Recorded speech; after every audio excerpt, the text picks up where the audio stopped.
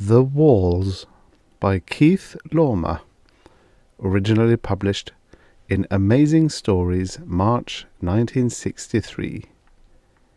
Narrated by Tom Trussel. Harry Trimble looked pleased when he stepped into the apartment. The lift door had hardly clacked shut behind him on the peering commuter faces in the car before he had slipped his arm behind Flora's back, bumped his face against her cheek, and chuckled. "Well, what would you say to a little surprise? Something you've waited a long time for." Flora looked up from the dialer ration panel. "A surprise, Harry?" "I know how you feel about the apartment, Flora. Well, from now on, you won't be seeing so much of it." "Harry!" He winced at her clutch on his arm. Her face was pale under the day-glare strip. "We're not moving to the country?" Harry pried his arm free. "The country? What the devil are you talking about?" He was frowning now, the pleased look gone. "You should use the lamps more," he said. "You look sick." He glanced around the apartment. The 4 perfectly flat rectangular walls, the glassy surface of the vari-glow ceiling, the floor with its pattern of sink-away panels. His eye fell on the 4-foot square of the TV screen. "I'm having that thing taken out tomorrow," he said. The pleased look was coming back. He cocked an eye at Flora. "And I'm having a full wall installed." Flora glanced at the blank screen. "A full wall, Harry?" "Yep." Harry smacked a fist into her palm, taking a turn up and down the room. "We'll be the first in our cell block to have a full wall." "Why, that would be nice, Harry." "Nice?" Harry punched the screen control, then deployed the 2 chairs with tray racks ready to receive the evening meal. Behind him, figures jiggled on the screen. "It's a darn sight more than nice," he said, raising his voice over the shrill and thump of the music. "It's expensive, for one thing. Who else do you know that can afford?" But nothing. Imagine it, Flora. It'll be like having a balcony seat, looking out on other people's lives." "But we have so little space now. Won't it take up?"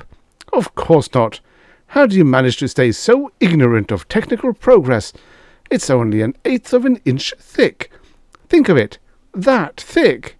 Harry indicated 1/8 of an inch with his fingers.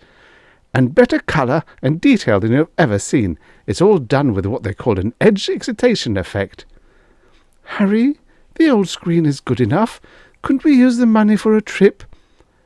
"How do you know if it's good enough? You never have it on. I have to turn it on myself when I get home." Flora brought the trays, and they ate silently, watching the screen. After dinner, Flora disposed of the trays, retracted the table and chairs, and extended the beds. They lay in the dark, not talking. "It's a whole new system," Harry said suddenly. "The full-wall people have their own programming scheme. They plan your whole day, wake you up at the right time with some lively music, give you breakfast menus to dial, then follow up with a good sitcom to get you into the day.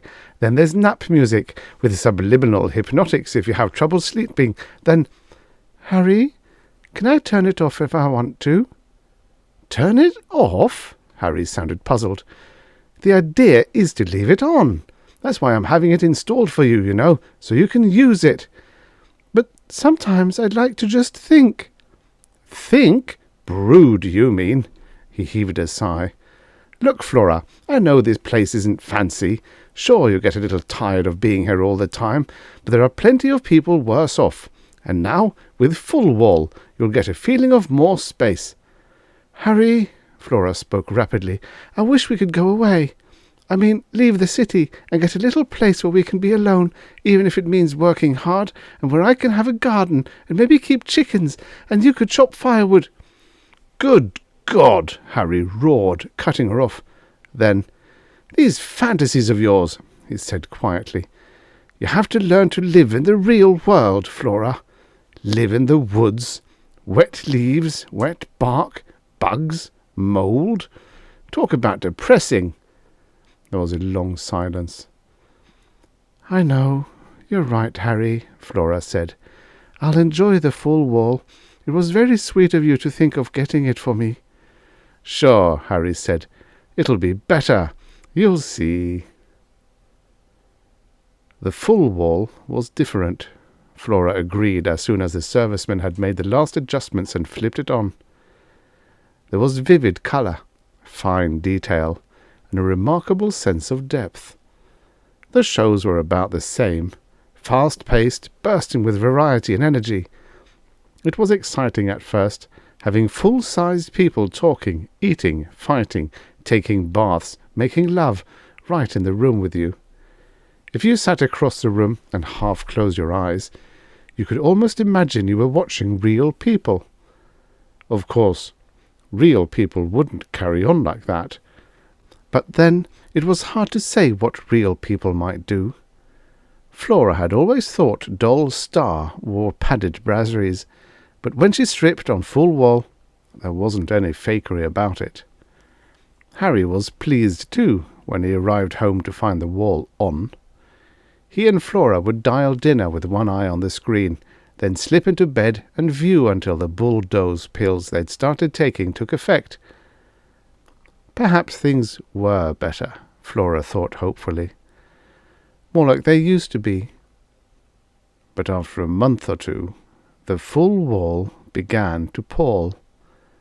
The same faces, the same pratfalls, the same happy quizmasters, the puzzled prize winners, the delinquent youths and fumbling dads, the bosoms, all the same. On the 63rd day, Flora switched the full wall off. The light and sound died, leaving a faint, dwindling glow. She eyed the glassy wall uneasily, as one might view the coffin of an acquaintance. It was quiet in the apartment. Flora fussed with the dialer ration, averting her eyes from the dead screen. She turned to deploy the solitaire table and started violently.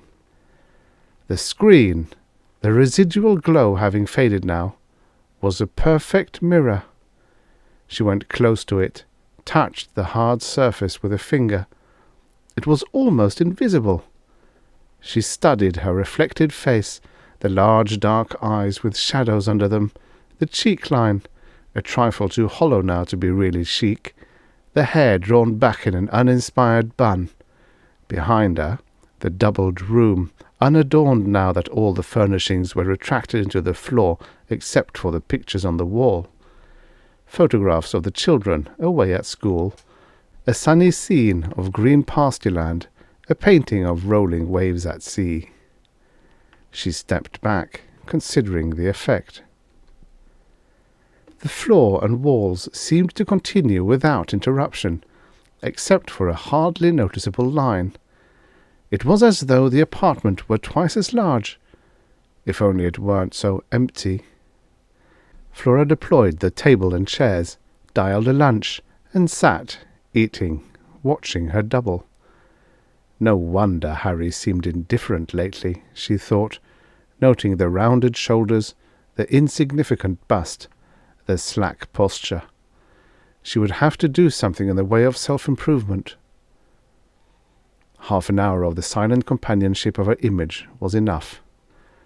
Flora snapped the screen back on, watched almost with relief as a grinning cowboy in velvet chaps made strumming motions while an intricately fingered guitar melody blared from the soundtrack. Thereafter, she turned the screen off every day, at first only for an hour, later for longer and longer periods. Once she found herself chatting gaily to her reflection, and hastily fell silent. It wasn't as though she were becoming neurotic, she assured herself. It was just the feeling of roominess that made her like the mirror screen. And she was always careful to have it on when Harry arrived home. It was about 6 months after the full wall had been installed that Harry emerged one day from the lift, smiling in a way that reminded Flora of that earlier evening.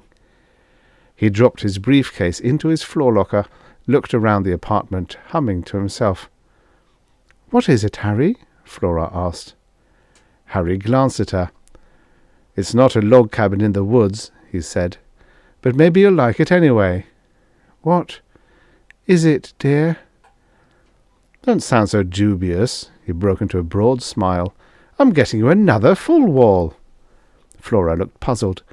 "But this one is working perfectly, Harry." "Of course it is," he snapped. "I mean you're getting another wall. You'll have 2. What about that?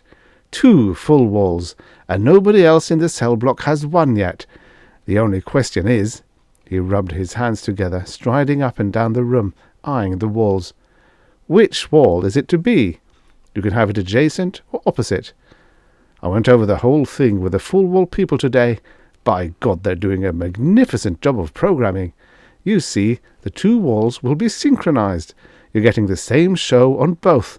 You're seeing it from 2 angles, just as though you were right there in the middle of it. The whole program has been built on that principle." "Harry, I'm not sure I want another wall." "Oh, nonsense! What is this, some kind of self-denial urge? Why not have the best, if you can afford it? And by God, I can afford it. I'm hitting my stride." "Harry, could I go with you some day? Tomorrow? I'd like to see where you work, meet your friends." "Flora, are you out of your mind? You've seen the commuter car. You know how crowded it is. And what will you do when you got there? Just stand around all day, blocking the aisle? Why don't you appreciate the luxury of having your own place, a little privacy, and now 2 full walls?" "Then could I go somewhere else I could take a later car? I want to get out in the open air, Harry. I haven't seen the sky for years, it seems." "But—" Harry groped for words, staring at Flora. "Why would you want to go up on the roof?" "Not the roof. I want to get out of the city, just for a little while. I'll be back home in time to dial your dinner." "Do you mean to tell me you want to spend all that money to wedge yourself in a verticar and then transfer to across town and travel maybe 70 miles, packed in like a sardine, standing up all the way, just so you can get out and stand in a wasteland and look back at the walls? And then get back in another car, if you're lucky, and come back again?" "No, I don't know. I just want to get out, Harry. The roof. Could I get to the roof?" Harry came over to pat Flora awkwardly on the arm. "Now, take it easy, Flora. You're a little tired and stale. I know. I get the same way sometimes. But don't get the idea that you're missing anything by not having to get into that rat race. Heaven knows I wish I could stay home. And this new wall is going to make things different. You'll see." The new full wall was installed adjacent to the first, with a joint so beautifully fitted that only the finest line marked the junction. As soon as she was alone with it, Flora switched it off. Now 2 reflections stared back at her from behind what appeared to be 2 intersecting planes of clear glass. She waved an arm. The 2 slave figures aped her. She walked toward the mirrored corner. They advanced. She stepped back. They retreated. She went to the far corner of the room and studied the effect. It wasn't as nice as before. Instead of a simple room, neatly bounded on all 4 sides by solid walls, she seemed now to occupy a stage set off by windows through which other similar stages were visible, endlessly repeated. The old feeling of intimate companionship with her reflected self was gone. The 2 mirror women were strangers, silently watching her. Defiantly, she stuck out her tongue. The 2 reflections grimaced menacingly. With a small cry, Flora ran to the switch, turned the screens on. They were seldom off after that. Sometimes, when the hammering of hooves became too wearying, or the shouting of comics too strident, she would blank them out and sit, back to the mirror walls, sipping a cup of hot cofflet and waiting. But they were always on when Harry arrived, sometimes glum, sometimes brisk and satisfied. He would settle himself in his chair, waiting patiently enough for dinner, watching the screens. "They're all right," he would declare, nodding. "Look at that, Flora. Look at the way that fellow whipped right across there. By golly, You've got to hand it to the full wall people." "Harry, where do they make the shows? The ones that show the beautiful scenery, the trees and rolling hills and mountains?" Harry was chewing. "Don't know," he said. "On location, I suppose." "Then there really are places like that? I mean, they aren't just making it up?" Harry stared at her, mouth full and half open. He grunted and resumed chewing. He swallowed. "I suppose that's another of your cracks." "I don't understand, Harry," Flora said. He took another bite, glanced sideways at her puzzled expression. "Of course they aren't making it up. How the devil could they make up a mountain?" "I'd like to see those places." "Here we go again," Harry said. "I was hoping I could enjoy a nice meal and then view a while, but I guess you're not going to allow that." Of course, Harry, I just said—" "I know what you said. Well, look at them then." He waved his hand at the screen. "There it is. The whole world. You can sit right here and view it all." "But I want to do more than just view it. I want to live it. I want to be in those places and feel leaves under my feet and have rain fall on my face." Harry frowned incredulously. "You mean you want to be an actress?" "No, of course not." "I don't know what you want. You have a home, 2 full walls, and this isn't all. I'm working towards something, Flora." Flora sighed. "Yes, Harry, I'm very lucky." "Darn right," Harry nodded emphatically, eyes on the screens. "Dial me another cofflet, will you?" The 3rd full wall came as a surprise. Flora had taken the 1100 car to the robo-clinic on the 478th level for her annual checkup. When she returned home, there it was. She hardly noticed the chorus of gasps cut off abruptly as the door shut in the faces of the other wives in the car. Flora stood, impressed in spite of herself by the fantastic panorama filling her apartment. Directly before her, the studio audience gaped up from the massed seats. A fat man in the front row reached inside a red plaid shirt to scratch. Flora could see the perspiration on his forehead. Farther back, a couple nuzzled, eyes on the stage. Who were they? Flora wondered. How did they manage to get out of their apartments and offices and sit in a real theatre? To the left, an owlish youth blinked from a brightly lit cage, and on the right, the MC caressed the mic, chattering. Flora deployed her chair, sank down, looking first this way, then that. There was so much going on, and she was in the middle of it. She watched for half an hour, then retracted the chair, deployed the bed. She was tired from the trip. A little nap. She stopped with the first zipper.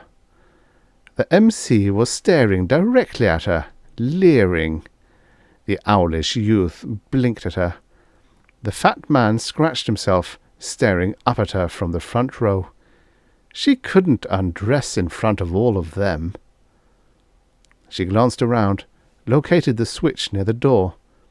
With a click, the scene died around her. The glowing walls seemed to press close, fading slowly. Flora turned to the one remaining opaque wall, undressed slowly, her eyes on the familiar pictures. The children. She hadn't seen them since the last semi-annual vacation week. The cost of travel was so high, and the crowding. She turned to the bed, and the 3 mirror-bright walls confronted her. She stared at the pale figure before her, stark against the wall patched with its faded mementos. She took a step. On either side, an endless rank of gaunt, nude figures stepped in unison. She whirled, fixed her eyes gratefully on the familiar wall, the thin crevice outlining the door, the picture of the sea. She closed her eyes, groped her way to the bed. Once covered by the sheet, she opened her eyes. The beds stood in a row, all identical, each with its huddled figure like an infinite charity ward, she thought, or like a morgue where all the world lay dead. Harry munched his yeast chop. his head moving from side to side as he followed the action across the 3 walls. "It's marvellous, Flora, marvellous! But it can be better yet," he added mysteriously. "Harry, couldn't we move to a bigger place, and maybe do away with 2 other walls? Flora, you know better than that. I'm lucky to have gotten this apartment when I did. There's nothing, absolutely nothing available." He chuckled. "In a way, the situation is good job insurance. You know, I couldn't be fired, even if the company wanted to. They couldn't get a replacement. A man can't very well take a job if he hasn't a place to live in the city, and I can sit on this place as long as I like. We might get tired of issue rations, but by God, we could hold on. So not that anybody's in danger of getting fired." "We could move out of the city, Harry. When I was a girl—" "Oh, not again," Harry groaned. "I thought that was all threshed out long ago." He fixed a pained look on Flora. "Try to understand, Flora. The population of the world has doubled since you were a girl. Do you realize what that means? There are more people alive now than had been born in all previous human history up to 50 years ago. That farm you remember visiting as a kid, it's all paved now. There are tall buildings there. The highways you remember, full of private autos, all driving across open country, they're all gone. There aren't any highways or any open country except the TV settings and a few estates like the President's acre and a half. Not that any sun hits it, with all those buildings around it, and maybe some essential dry land farms for stuff they can't synthesize or get from the sea." "There has to be some place we can go.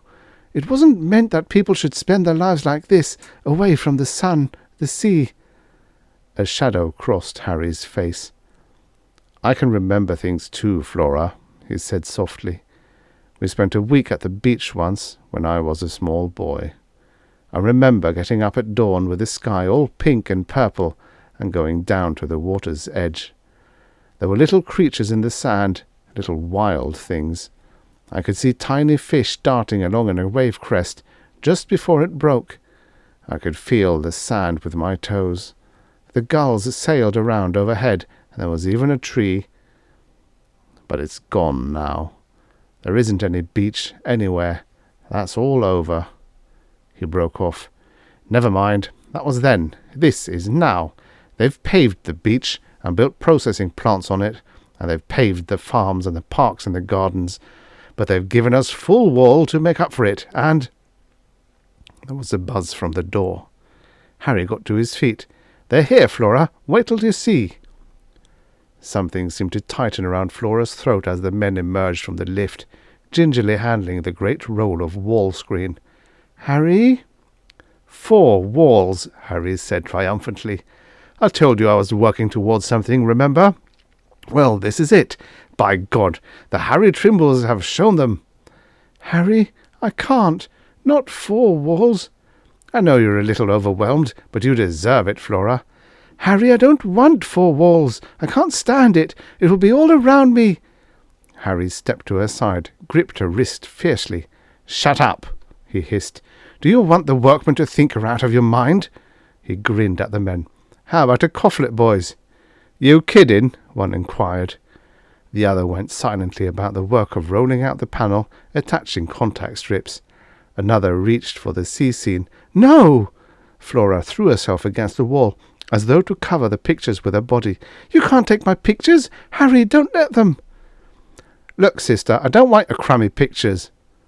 "Flora, get hold of yourself. Here, I'll help you put the pictures in your floor locker." "Bunch of nuts," one of the men muttered. "Here, keep a civil tongue in your head," Harry started. The man who had spoken stepped up to him. He was taller than Harry and solidly built. "Any more crap out of you, and I'll break you in half. You and the old bag, shut up and keep out of my way. I got a job to do." Harry sat beside Flora, his face white with fury. "You and your vapourings," he hissed. "So I have to endure this. I have a good mind to—" He trailed off. The men finished and left with all 4 walls blaring. "Harry," Flora's voice shook, "how will you get out? They've put it right across the door. They've sealed us in." "Don't be a bigger idiot than you have to," Harry's voice was ugly over the thunder from the screens. He went to the newly covered wall, groped, found the tiny pin switch. At a touch, it slid aside as always, revealing the blank face of the lift shaft safety door. A moment later, it too slid aside, and Harry forced his way into the car. Flora caught a glimpse of his flushed, angry face as the door closed. Around her, the walls roared. A saloon fight was in full swing. She ducked as a chair sailed toward her, whirled to see it smash down a man behind her. Shots rang out. Men ran this way and that. The noise was deafening. That man, Flora thought, the vicious one. He had set it too loud purposely. The scene shifted. Horses galloped across the room. Dust clouds rose, nearly choking her in the verisimilitude of the illusion. It was as though she crouched under a small square canopy of ceiling in the middle of the immense plain. Now there were cattle, wild-eyed, with tossing horns, bellowing, thundering in an unbroken sea across the screens, charging at Flora out of the wall, pouring past her on left and right. She screamed, shut her eyes, and ran blindly to the wall, groping for the switch. The uproar subsided. Flora gasped in relief, her head humming. She felt faint, dizzy. She had to lie down. Everything was going black around her. The glowing walls swirled, fading. Flora sank to the floor. Later. Perhaps a few minutes, maybe hours. She had no way of knowing. Flora sat up. She looked out across an infinite vista of tile floor, which swept away to the distant horizon in all directions as far as the eye could see, and over all that vast plain, hollow-eyed women crouched at intervals of 15 feet in endless numbers, waiting. Flora stared into the eyes of the nearest reflection. It stared back, a stranger. She moved her head quickly to try and catch a glimpse of the next woman, but no matter how fast she moved, the nearer woman anticipated her, interposing her face between Flora and all the others. Flora turned. A cold-eyed woman guarded this rank too. "Please," Flora heard herself pleading. "Please, please." She bit her lip, eyes shut. She had to get hold of herself. These were only mirrors. She knew that. Only mirrors. The other women, they were mere reflections, even the hostile ones who hid the others. They were herself, mirrored in the walls. She opened her eyes. She knew there were joints in the glassy wall. All she had to do was find them, and the illusion of the endless plain would collapse. There, that thin black line, like a wire stretched from floor to ceiling, that was a corner of the room. She was not lost in an infinitude of weeping women on a vast plain. She was right there, in her own apartment, alone. She turned, finding the other corners. They were all there, all visible. She knew what they were. But why did they continue to look like wires, setting apart the squares of floor, each with its silent, grieving occupant? She closed her eyes again, fighting down the panic. She would tell Harry. As soon as he came home, it was only a few hours, she would explain it to him. "I'm sick, Harry. You have to send me away to some place where I'll lie in a real bed, with sheets and blankets, beside an open window, looking out across fields and forests. Someone kind, will bring me a tray with a bowl of soup, real soup, made from real chickens and with real bread, and even a glass of milk, and a napkin made of real cloth." She should find her bed and deploy it, and rest there until Harry came. But she was so tired. It was better to wait here, just relaxing, not thinking about the immense floor and the other women who waited with her. She slept. When she awoke, she sat up, confused. There had been a dream. But how strange! The walls of the cell block were transparent now. She could see all the other apartments, stretching away to every side. She nodded.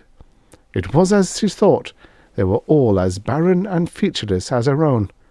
And Harry was wrong. They all had 4 full walls, and the other women, the other wives, shut up like her in these small mean cells, they were all aging and sick and faded, starved for fresh air and sunshine. She nodded again, and the woman in the next apartment nodded in sympathy. All the women were nodding. They all agreed. Poor things. When Harry came, she would show him how it was. He would see that the full walls weren't enough. They all had them, and they were all unhappy. When Harry came, it was time now. She knew it. After so many years, you didn't need a watch to tell when Harry was due. She had better get up, make herself presentable. She rose unsteadily to her feet. The other husbands were coming too, Flora noted. All the wives were getting ready. They moved about, opening their floor lockers, patting at their hair, slipping into another dress. Flora went to the diner ration, and all around, in all the apartments, the wives deployed the tables and dialed the dinners. She tried to see what the woman next door was dialing, but it was too far. She laughed at the way her neighbour craned to see what she was preparing. The other woman laughed too. She was a good sport. "Kelpies," Flora called cheerily, "and mock spam and cofflet." Dinner was ready now. Flora turned to the door wall and waited. Harry would be so pleased at not having to wait. Then, after dinner, she'd explain about her illness. Was it the right wall she was waiting before? The line around the door was so fine you couldn't really see it. She laughed at how funny it would be if Harry came in and found her standing, staring at the wrong wall. She turned and saw a movement on her left, in the next apartment. Flora watched as the door opened. A man stepped in. The next-door woman went forward to meet him. To meet Harry. It was Harry! Flora whirled. Her 4 walls stood blank and glassy, while all around her the other wives greeted Harry, seated him at their tables, and offered him cofflet. "Harry!" she screamed, throwing herself at the wall. It threw her back. She ran to the next wall, hammering, screaming, "Harry! Harry!" In all the other apartments, Harry chewed, nodded, smiled. The other wives pawed, fussed over Harry, nibbled daintily, and none of them, not one of them, paid the slightest attention to her. She stood in the centre of the room, not screaming now, only sobbing silently. In the 4 glass walls that enclosed her, she stood alone. There was no point in calling any longer. No matter how she screamed, how she beat against the walls, or how she called for Harry, she knew that no one would ever hear. The End. Subscribe for your daily stories of futures past.